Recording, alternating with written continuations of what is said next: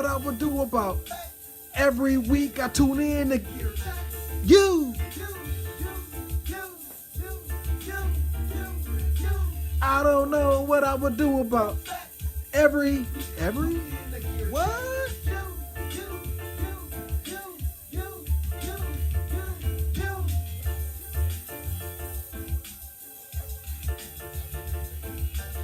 Uh,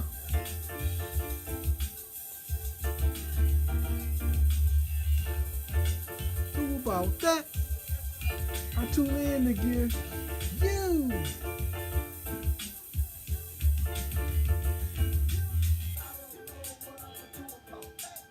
All right. Yeah. We don't know. What are we gonna do? Oh, what are we gonna do? Welcome back to Gear Chat.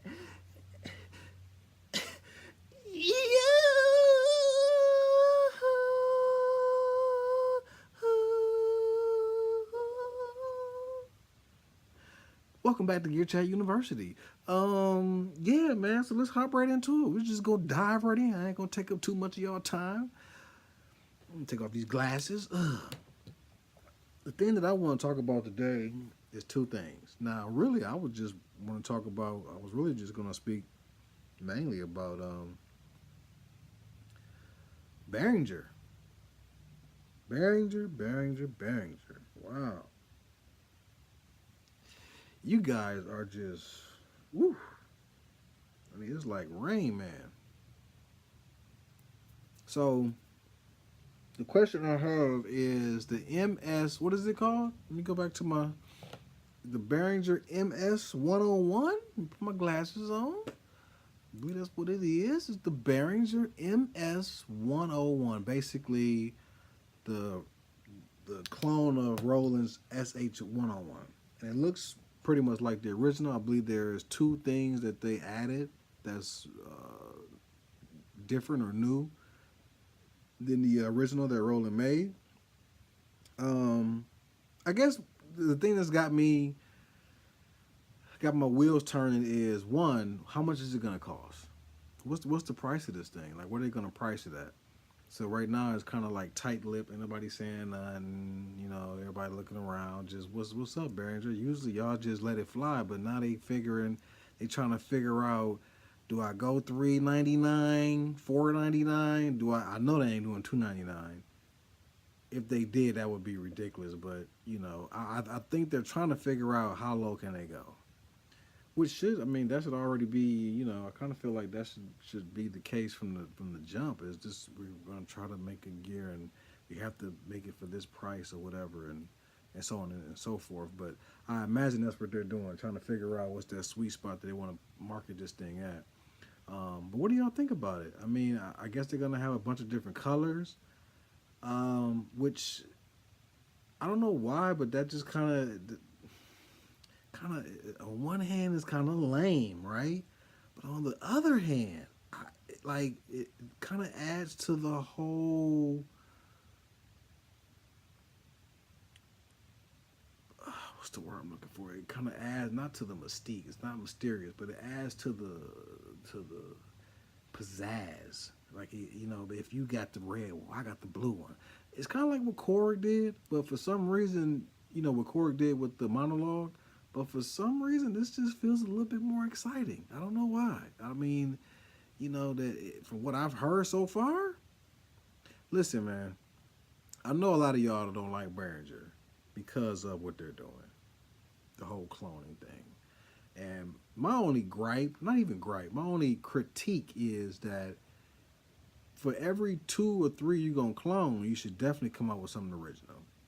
So far we got the Neutron, which is awesome, Deep Mind, which is awesome, which more kind of lends a hand in their original box, even though the Deep Mind is kind of based off of, I forgot, the Obi-Wan or whatever, something, but it's original. I know it's not exactly like it, and so it feels more original. And the same thing with the Neutron. I mean, this thing just, I don't know, it feels different than any other synthesizer that I have in terms of the way it functions. And it makes some pretty awesome sonics. So with this thing, I mean, for me as a consumer, as it is right now, I'm just a hobbyist. All right, this is a hobby. I would like to turn it into something more, but whatever. That's nothing here nor there. But if you're like me, you're not necessarily Henny, where you're making beats for such and such odd whoever artist, and you're getting checked. Like, okay, if you're that person, okay, cool. But most of us are not that particular guy or gal. Um, so we're just, either trying to get there or we're just expressing ourselves through, musical therapy. However you want to look at it. I believe depending on where they price this thing at is really gonna, determine where it lies in terms of sales. But aside from that, like I said, I don't know. Just the whole color aspect of it does give it, some lend some excitement to it, because now you can say that you got the blue one, I got the red one, I got the black one, and so on and so forth. And like I said, from what I heard so far, it sounds pretty awesome. So, that's just my take on it. Not a whole lot. I'm kind of excited, even though I'm really not into keyboards like that. However, this one has me going, okay. I will say this though, kind of like I said before, kind of like how I said before with the whole keyboard aspect. Why wouldn't they? Why Behringer, man? You'd have been like, you really would have been there had you made this one and then made another one minus the keyboard. I'm gonna keep saying that because not everybody wants the keyboard, and you can do away with having judgment of the keys itself, because if the keys are crappy, then there's that critique that is now part of your instrument and overall gear. So if you take away the keys, drop the price, now I'm the buyer, I'm only going to critique you on the sonics and the functionality, not the key bed, how it feels, touch after touch, all of that kind of stuff. Again, I just feel like anybody that's a keyboardist is going to have their main keyboard that they can run anything through and control all their synth with. So the whole keyboard thing so for me, if they had offered one without the keyboard, without a doubt, I would get the one without the keyboard. Because I don't really need it. I just, I'd rather plug it in and hook it up to this key step. The key step is, I have that keyboard here because it's nice and neat. It sits on the desktop. The price was right. There was another one, I believe, by RME, but they wanted a little money. That's the one that has that Apple feel to it. It looks cool. Very, very sleek, slender, like very, kind of reminds me of this guy right here. Like, I love this keyboard. Like, it's just, just how sleek it is or whatever. So that I believe it's the RME keyboard that's kind of like that, but it's pricey. The key step is very, very affordable, and everybody has it. Everybody. Arturia, y'all find a way to y'all have ingeniously found your way into a lot of homes with your gear. So I shouts out to Arturia. But yeah, so if it had no keyboard, I would definitely get, at this point, no keyboard, and depending on the price point, now I might be looking at getting two. Just, because I can, whatever. We're all crazy in our own ways, so. But yeah, so that's that. So that was all I was going to talk about this week was Behringer and something else, and then, I'm talking about just, what was that? Smacked me upside the face out of nowhere. And just how the image is peeking at you, that's how I did around that corner. I was peeking, like, I was creeping up on it, peeking. And I saw the point of the K's. I'm like, okay, all right, well, okay. I peeked around some more. I saw that 8. I said, woo, 8. Excuse me. Oh, excuse me. Time out. Time out. Flag on the play. How much? Ooh, $8,000. Ooh.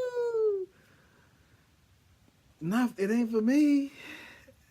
Of course it looks awesome. I finally saw the picture and was like, wow. I mean, that's just knobs galore.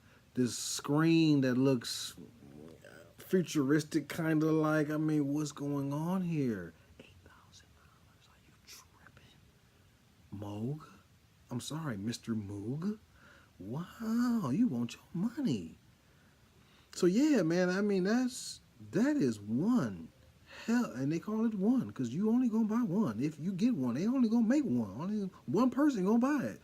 Moog One, man, that is one hell of a piece of gear that you guys have made. Is it the price point? Okay, so shouts out to Luke Cage. Okay, so he, kind of jumped the gun. I ain't gonna say jumped the gun, but he hit me. I was like, yo, man, what's up with that Moog One? I know you're gonna talk about that. Now that you say it, yes, I am. Of course, I'm gonna talk about it. But here's the thing. So the Moog One, yes, okay, everybody's that's been the thing, right? We're all been waiting for this poly sense from Moog.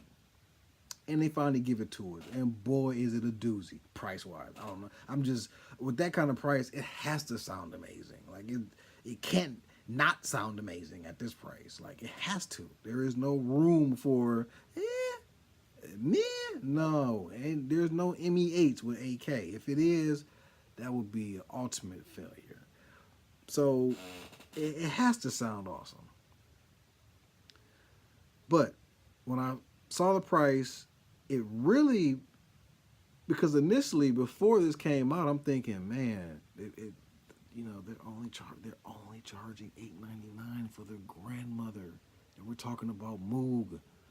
That's kind of like Electron making the Digitac and initially only charging $600 when everything else is $1,000. So it's like, it's almost like you better get it before they change it, and they did change their mind. They went up $729 now. I think that's because of the shipping or whatever. Whatever, the price went up though. I know that much. And so I feel like I gotta grab a grandmother immediately before the price goes up to $1,000 or whatever, $1,299, because I was shocked that it came in at that price. I was truly shocked at $899, and so now that I see that they made this, I have got to get this.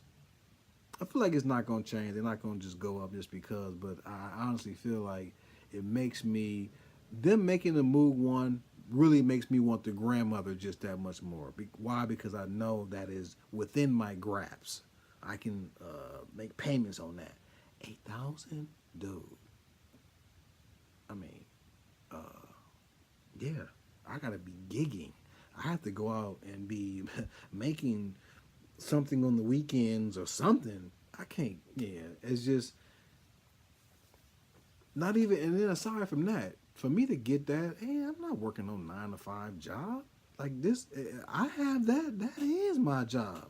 My 9 to 5 right in front of this $8,000 piece of equipment. I'm not finna come home to this after 8-10 hours a day at a job and then look at my 8K Moog, just touch it, when I get home, if I feel like it on the weekend, if I have time. Like, that's a lot of money.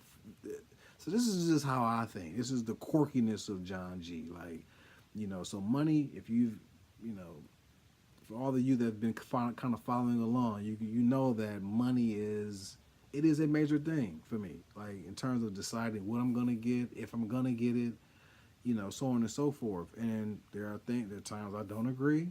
Sometimes I agree. Sometimes I don't agree initially and then come on board with it. Analog heat is the main gear that I have that sticks out in my mind, because I went on camera and off camera within myself, just going, I can't believe who do they think they are? And be honest with you, Data Line, you explained it. I saw a video of yours. I think the third time I saw it, it clicked. And I'm like, the whole overbridge thing just really like, okay, you know what? Hold on. Wait a minute. This might be. I took a shot. I got it. Wow. Amazing. So sometimes you just got to pay to play. I get it. But yeah, 8K, man. I think a lot of us watching this, we ain't gonna have one. I don't know. I mean, I definitely know Move ain't finna get under these out for the testers, the the uh, the mid level influencers. You won't be getting your hand. I could be wrong though. If they plug y'all with the Move one, that is love. That's so much love. Oh, that's so much love. Maybe Sonic State. He has to get one. I'd imagine. I mean, his platform is solid enough and has stood a test of time that I don't see Moog not letting him get one to test out. But he definitely going to send that mud back, like you know. But yeah. So I don't know, man. What do y'all think about the Moog one? And what do y'all think about the Moog one and the pricing? And then also, what do y'all think about, like I said, Behringer and what they got cracking? The MS-101, they got the what they calling it, the RD-808 and the RD-909 dropping later this year. The 808 definitely is looking like a strong goal for me. I think I'm gonna be on board for that. But the MS, the MS-101, I got to see a price. Like on one hand, I kind of want it. I kind of want it. But so here's the thing. So if you get the Behringer MS-101, do you still go out and get the SH-01, the boutique by Roland? Do you get both? What's the point of getting both? They definitely not going. Well, I ain't gonna say definitely not.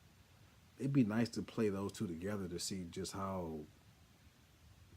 see what kind of Roland sonic characteristic it has, and then see what Behringer is offering. See how different it is. I just feel like Behringer is gonna have a strong metal feel. So far, it feels like, well, at least with the Neutron, there's a real like metal appearance. The Deep Mind is not that though. Deep Mind gets very dreamy and lush, and the Deep Mind is dope. I like Deep Mind. So yeah, what y'all think about that, man? That's it. John G TV. Oh yeah, man. I'm sorry, man. I'm sorry, man. Now I'm in my Quincy Jones lingo. Yeah, man. Oh man. Oh yeah, man. Come on, man. So yeah, man. It's shouts out to anybody that got a new piece of gear. I forgot to say it at the top of the hour. If you got a new piece of gear, you've been working hard. You've been putting your tools and fuse together. You finally got it, and you enjoying it. At least I hope. I hope it is everything that you thought it was going to be to help you be a better beat maker, producer, content creator. So shouts out to whatever it is you got, whether it's a camera, whether it's LumaFusion, which I'm loving right now on the iPad. LumaFusion is where it's at for me. As far as my video editing, that's where I'm learning my chops, getting my chops together, which is a whole new world, a whole new dynamic to this whole content creation. But I feel like it's very much needed. It's a part of the game, especially if you're a one-stop shop. The more things you can do, the more, better the product you can, produce at the end of the day. And then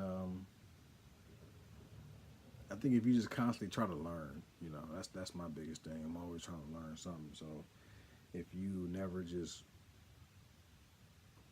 don't become your parents with that whole I'm not going to learn the VCR thing. I mean, my mother she just like, I just couldn't believe how she just would refuse.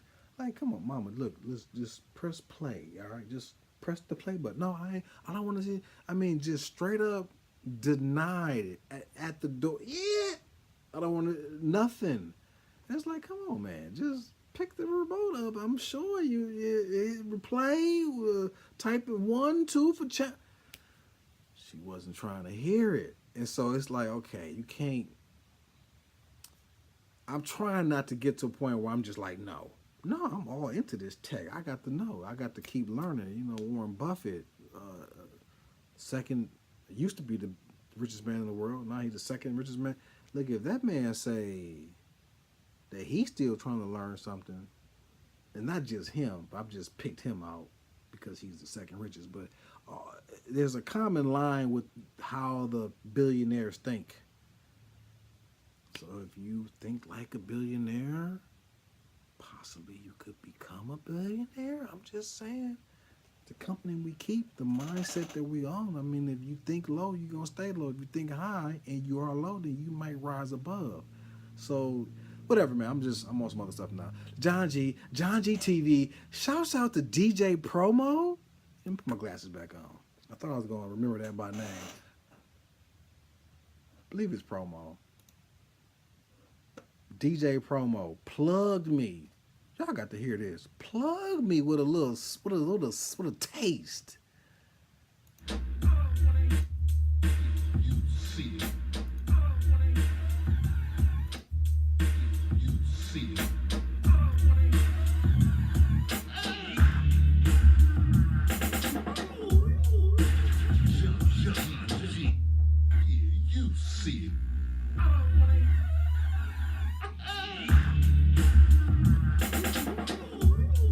Good morning.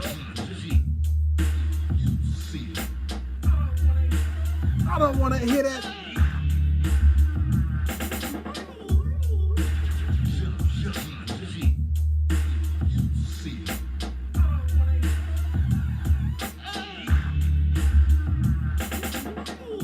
He killed it. Shouts out to DJ Promo, man. I appreciate it, man. He did a little John G TV tribute, which is on SoundCloud. If you want to look it up, it's Beat 34 hyphen that's the little dash hyphen John G TV tribute. Go to SoundCloud, type that in again, Beat 34. So thanks DJ Promo, because now I type in Beat 34 and there's like a whole list of Beat 34, so I'm in that list now, man. Shouts out to DJ Promo, he got me on the list. I'm on the list. Beat 34. So yeah, Beat 34 hyphen hash whatever that little bar, John G TV tribute, and go listen to it, man. It's actually a nice little jam. I think I'm gonna probably snag this and make it my outro video. You know what I'm saying? Make it one of the outro mixes. And DJ Promo challenge. I got to beat that. You up here trying to show me up on my what? I got to challenge this now. I got to make something make you go, oh yeah, game on. John G TV.